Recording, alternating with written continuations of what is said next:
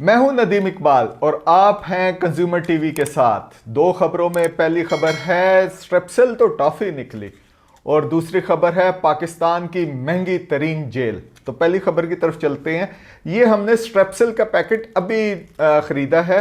इसके ऊपर जो एक्सपायरी डेट है वो 2026 नवंबर की है और मैन्युफैक्चरिंग जो हुई हुई है यानी मैन्युफैक्चरिंग की जो डेट है वो दिसंबर 2024 की, यानी इसका जो लाइफ स्पैन है ये 2 साल का है।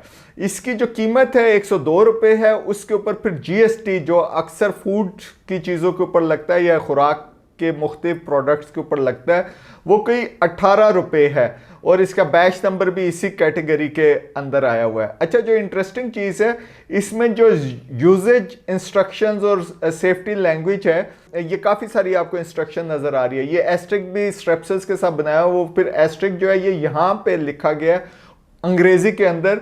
उसमें ये लिखा गया this is not a medicine for medication, please consult a doctor.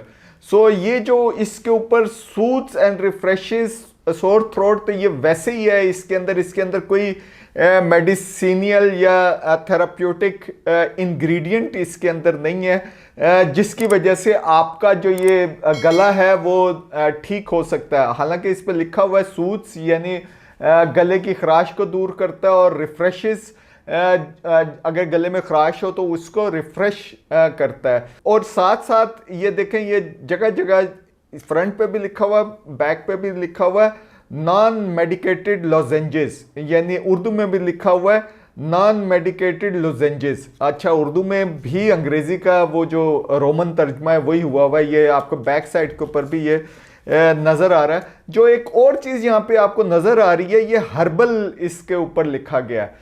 अच्छा, ये पहले किसी ज़माने ये कैंडी लैंड के साथ बना करती थी। ये स्टोरी क्या है, बेसिकली ये एक कंपनी जो स्ट्रेप्सिल बनाने वाली मैन्युफैक्चरर है वो रैकेट बेंकाइजर पाकिस्तान है।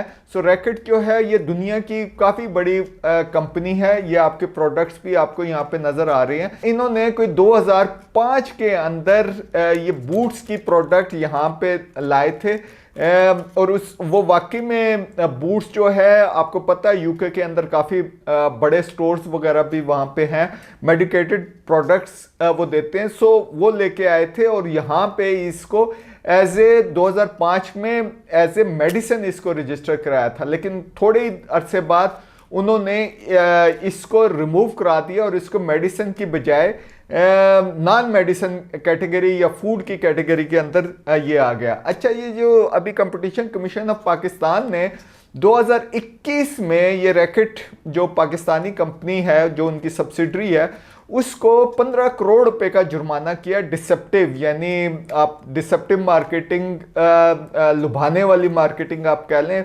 उर्दू में ट्रांसलेट करना ज़रा मुश्किल है। फ्रेबी जो मार्केटिंग है या फ्रेबी इश्तहारबाजी है उसके अंदर 15 करोड़ रुपए का काफ़ी हैवी इनके ऊपर फाइन किया था 2021 फरवरी के अंदर। ये हम ऑर्डर आपको वो दिखा रहे हैं। उसके खिलाफ इनके एपेलेट जो ट्रिब्यूनल है उसमें अपील के लिए ये गए। अच्छा, अभी ये जो प्रेस रिलीज आ रही है इसमें कंपटीशन कमीशन ऑफ पाकिस्तान ने ये बताया है कि इनकी जो एपेलेट ट्रिब्यूनल है उसने इसकी अपील को रिजेक्ट कर दिया है क्योंकि इनका लॉयर अपीयर नहीं होता था। क्योंकि और पहले जो लॉयर के ऊपर कोई 50,000 रुपये नॉन अपीयरेंस के लिए फाइन भी किया और फिर दोबारा उसने कहा कि जी मैं आउट ऑफ कंट्री हूं, तो उसके बाद उन्होंने इनकी अपील को रिजेक्ट कर दिया।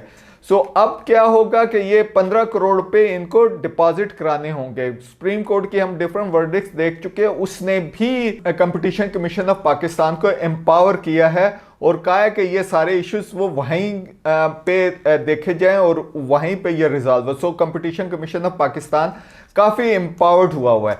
अच्छा, इसमें जो ये डिसीजन हम आपको ये दिखा रहे हैं उसमें ये इस्टेब्लिश हुआ और ये जो इसकी जो कंप्लेनेंट है वो हर दफ़ा बहुत इंपॉर्टेंट होता है। ये square distributor and marketing system है और ये कौन लोग हैं, ये बेसिकली डॉक्टर कॉफ सिरप, ये जो मेडिकेटेड है जो ये कॉफ सिरप गले की खराश वगैरह के लिए उन्होंने इनके खिलाफ गए थे कंपटीशन कमीशन ऑफ पाकिस्तान में, और वहाँ पे जाके उन्होंने ये कंप्लेंट की थी कि भाई ये देखो ये इम्प्रेशन ऐसे देते हैं कि जैसे ये मेडिकेटेड प्रोडक्ट है, और ये इनके इश्तहार भी जो है गले में खिंच खिंच दूर करे। ये काफ़ी सारे आपको ये यहाँ पे नज़र आ रहे हैं जिसके अंदर इनकी जो टैग लाइन्स हैं वो ये इंप्रेशन देती है as if it's a medicated one. और साथ ये भी कहा है कि दुनिया में ये जो है मेडिकेटेड है या मेडिसिन के तौर पे यूज़ की जाती है। पाकिस्तान में ये बेसिकली कैंडी लैंड्स जो एक कंपनी है जो टॉफ़ियाँ बनाती हैं, ये वही ये प्रोडक्ट बनाती है। सो इसके ऊपर काफ़ी आर्गूमेंट हुए। अल्टीमेटली जो है कंपटीशन कमीशन ऑफ पाकिस्तान ने इसको कहा कि बिल्कुल ये डिसेप्टिव मार्केटिंग हुई है, और उसके ऊपर ये जुर्माना किया, और उसके खिलाफ ये अपील में गए। लगता ये है, अगेन हमारे पास वो पिछले इमेजेस नहीं हैं क्योंकि वो 2021 से पहले के हैं, ये हमने जब लेटेस्ट देखा तो अब ये जो है ये हर्बल का लफ्ज़ इसके अंदर आ गया। अब वो जो टॉफ़ी वाली कैटेगरीज है उससे निकल के ये हर्बल का लफ्ज़ आ गया है। सो ये भी जो कंपनी है जो ये बना रही है वो एक तो उन्होंने मैन्युफैक्चर्ड फॉर रैकेट बेनकाइजर का नाम लिखा हुआ है, जो इन्होंने कराची की कंपनी का एड्रेस दिया हुआ है, और जो मैन्युफैक्चरिंग हुई है ये हर्बियन पाकिस्तान है जो हर्बल प्रोडक्ट्स या ऑर्गेनिक प्रोडक्ट्स वो बनाती है, ये उसने किया है। सो ये अब चेंज हो गई है।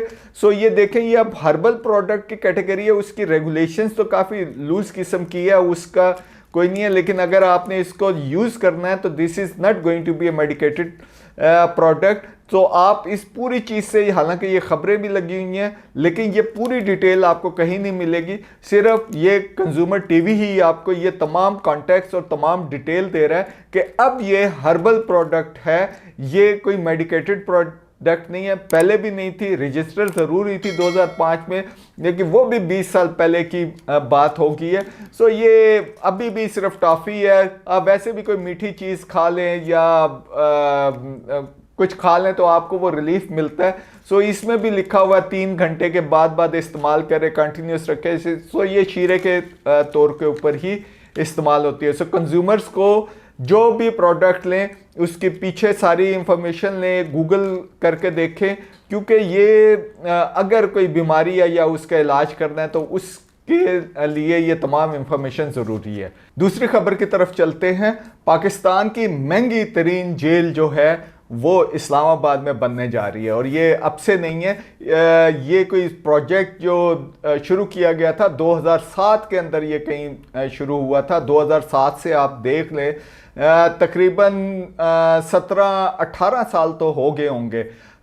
इसके ऊपर जो कंस्ट्रक्शन का काम है वो शुरू हुआ 2015-16 के अंदर, और इसने कंप्लीट होना था 36 महीने के अंदर अंदर, यानी 3 साल के अंदर अंदर।